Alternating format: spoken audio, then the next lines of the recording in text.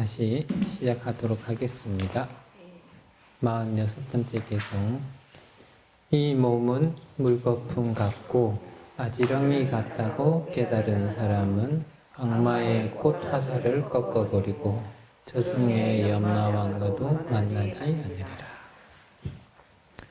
비구들이 길을 이렇게 가다가 저 길 가는 도중에 아지랑이 같은 것들을 보게 됐다. 사막에서 신기루를 보듯이 그런 아지랑이를 보고 나서 나라고 하는 존재도 바로 저와 같을 것이다 라고 생각하면서 거기에 대해서 집중을 해서 관찰하게 되죠. 그러면서 자기의 이 존재가 실체가 없다라는 것에 강력하게 생각을 했을 때 부처님께서 이러한 개송을 외우셨고 이 개송으로서 비구들이 아랑가를 증득했다. 이런 개송 보면은 본 게 별로 없어가지고 아는 경전이 별로 없지만 이런 개송 보면 항상 가장 먼저 드는 경전이 금강경입니다. 일체유의법 요몽환포영 여로영여전 응장여시간이라.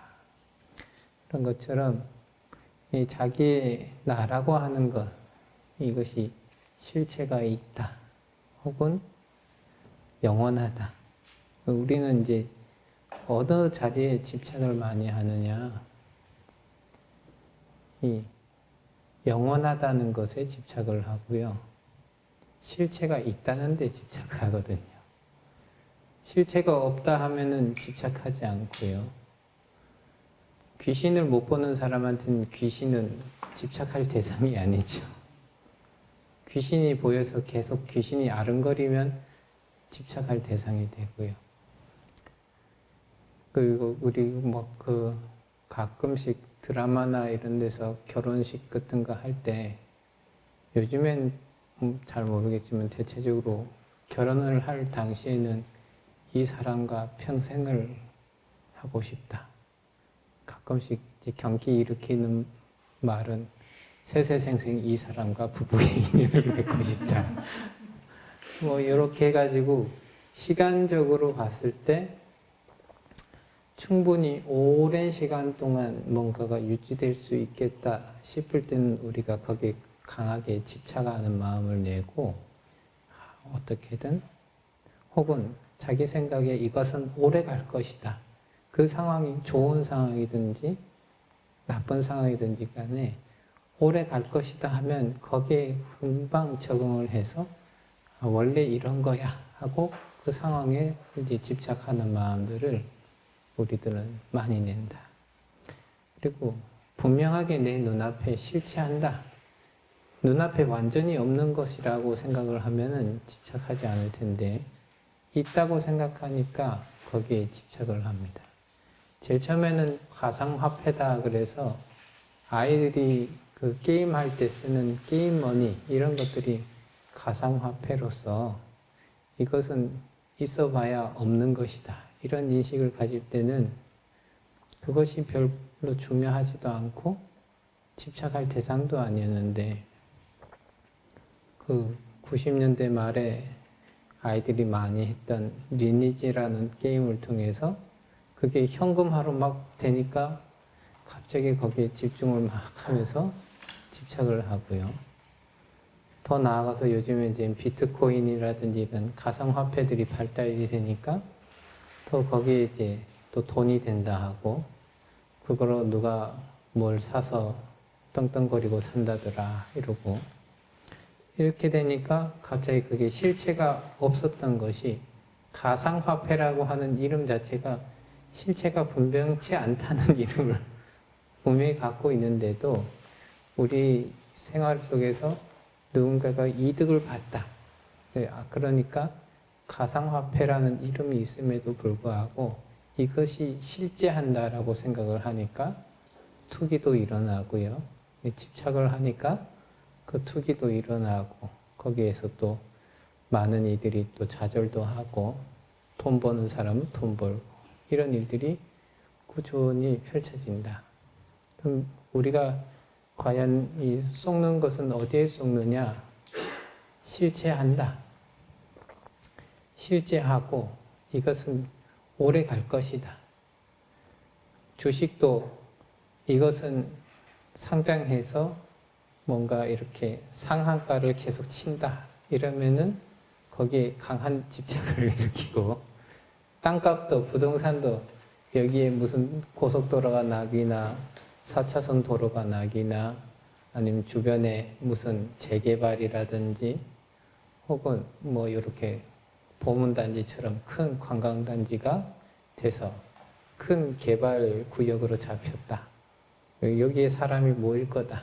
뭐 이런 생각들이 쭉 모여서 그게 실체화가 된다. 이러면 다 거기에 이제 집착을 해가지고 마음을 내고 거기에 끄달리고 이런 일들이 자꾸 생긴다.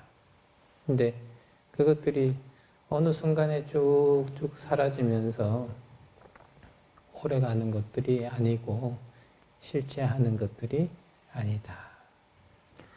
그래서 긴 역사의 안목으로 보았을 때는 모든 것이 다 신기루처럼 인연이 모이면은 막 크게 세워졌다가 지금 이제 황룡원에 있지만 이 황룡원을 그 기반으로 해서 옛날 황룡사 9층 목탑을 생각하면은 얼마나 웅장하고 화려했을까 그 생각을 하지만 그게 신라시대 때 지어졌다가 몽고 항쟁 그 시기에 황룡사 9층 목탑이 탔다고 하니까 그 시기 동안에는 많은 사람들이 수리도 하고 노력을 많이 기울여서 그 탑이 영원히 갈 것처럼 그렇게 했겠지만 큰 환란이 한번 딱 생겨나니까 모든 것이 다 지금은 지나갈 때마다 빈터가 덩그러니 놓여져 있는 그런 모습들을 자꾸 보게 되죠.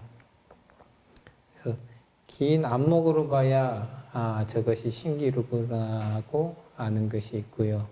혹은 우리가 지금 당장 눈앞에 봐도 저것이 실체하지 않고 헛것이구나 이렇게 생각을 할 수가 있다.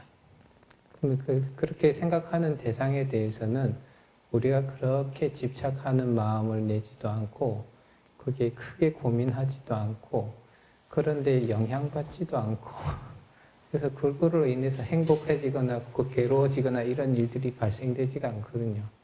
그냥 이렇게 흘러가게끔 된다.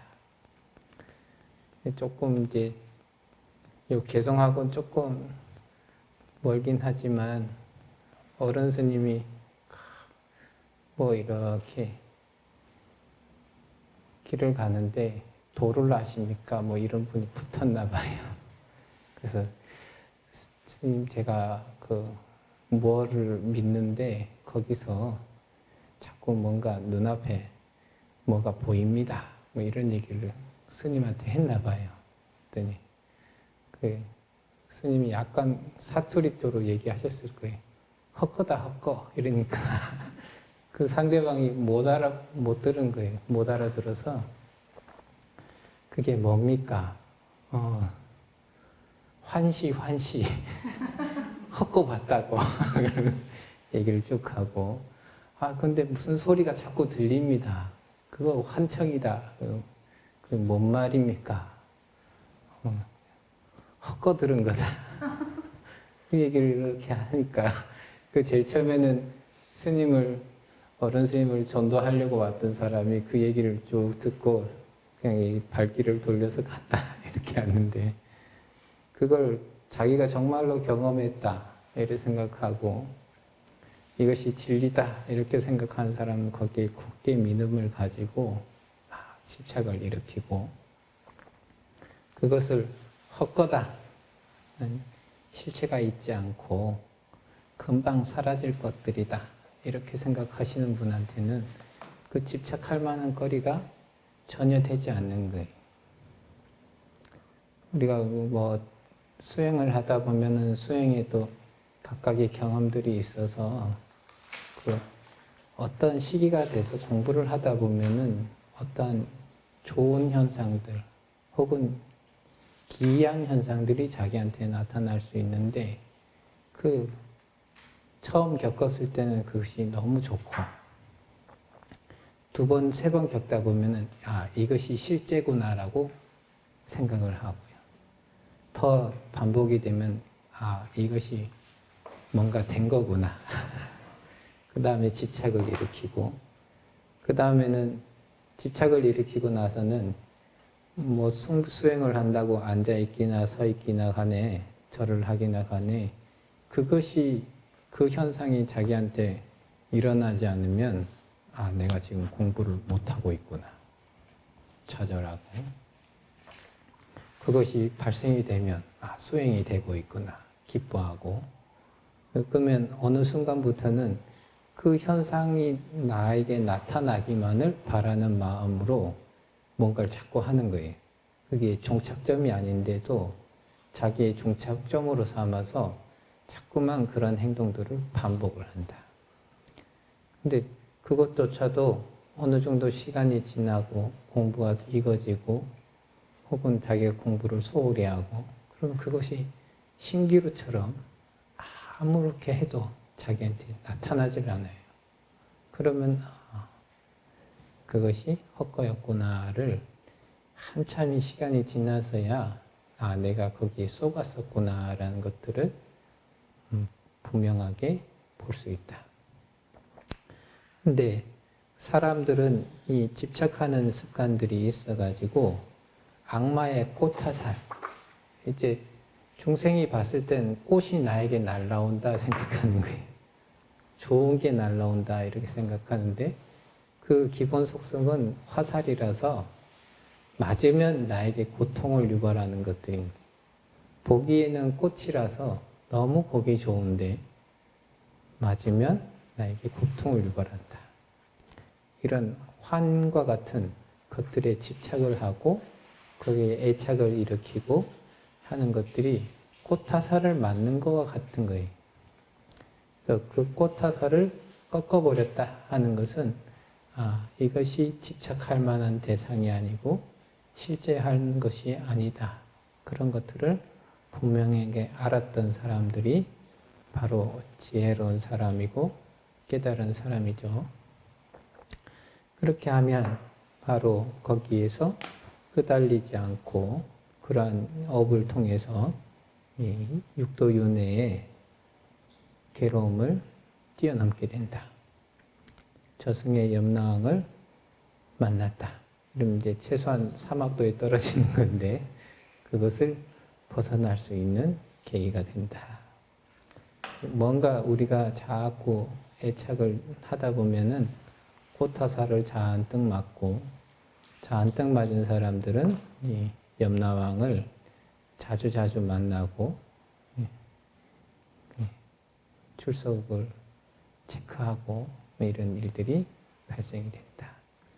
가장 먼저 이러한 부분들을 먼저 깨달아야 된다.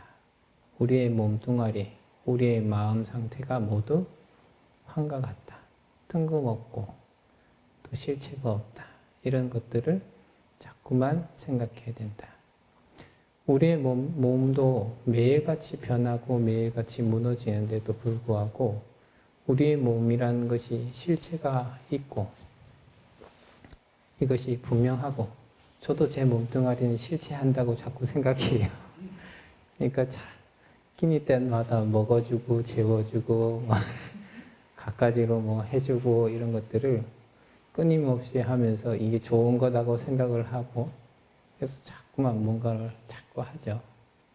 이런 것들이 결국에는 자기의 이 악마의 꽃화살을 맞는 것과 같다. 그런 것들을 자꾸 집착하는 것을 자꾸 내려놔야 그런 것들에서 벗어날 수 있다. 이런 얘기들을 이렇게 하고 계시죠. 다음엔 47번째 개송. 꽃을 꺾는 일에만 팔려 제정신을 차리지 못한 사람은 죽음의 신이 앗아간다. 잠든 마을을 홍수가 휩쓸어 가듯이. 이 개송은 이제 석가족의 멸망과 이제 관련이 있습니다.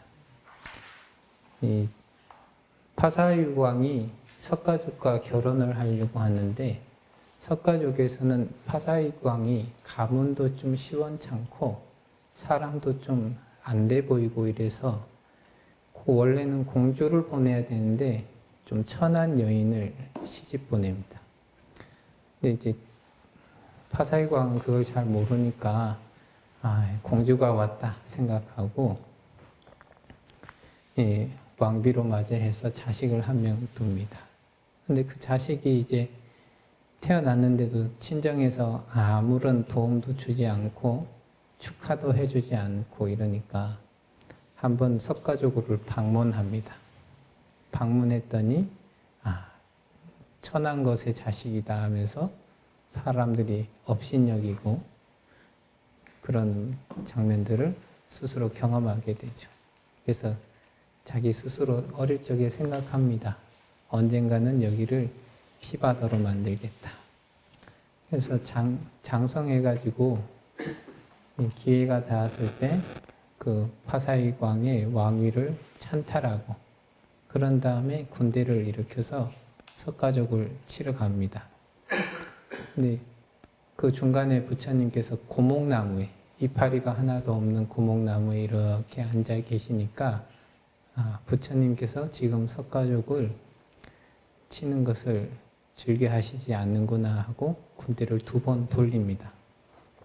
3번까지 돌리고 나서 4번째 다시 그래도 과거에 그 자기를 열받게 했던 그런 일들이 생각이 나니까 다시 군대를 이끌고 가는데 부처님께서 석가족을 이렇게 살펴봤더니 석가족들이 과거에 강물에다가 독약을 풀어가지고 물고기를 떼죽음 시켰던 그러한 업을 지었고 그 업이 이제 성숙해서 받을 때가 됐다는 것을 아시고 그때는 군대를 막지 않으세요. 그래서 그냥 찾아가시지 않고 그 다음에 그 왕이 된 사람이 군대를 이끌고 가는데 이 경전에서는 석가족이 굉장히 화살을 잘 쐈다 그래요. 대신 이제 부처님께 모두가 3기 5개를 해서 계율을 철저히 지키다 보니까 군대가 다가오는데 점점점 그 사람을 해치지는 않지만 위협을 가할 수 있는 그 위치에다가 화살을 쭉 쏘거든요. 그래서 그 새로 된 왕이 두려워하니까 옆에 신하가 걱정하지 마시라. 저 사람들은 5개를 굳건히 지키기 때문에 절대로 다치게 하지 않을 거다. 그 얘기를 이렇게 합니다. 그 말에 따라서 왕이 쳐들어가서 석가족의 사람들을 붙잡아 놓고 죽임을 아주 죽이게 되죠.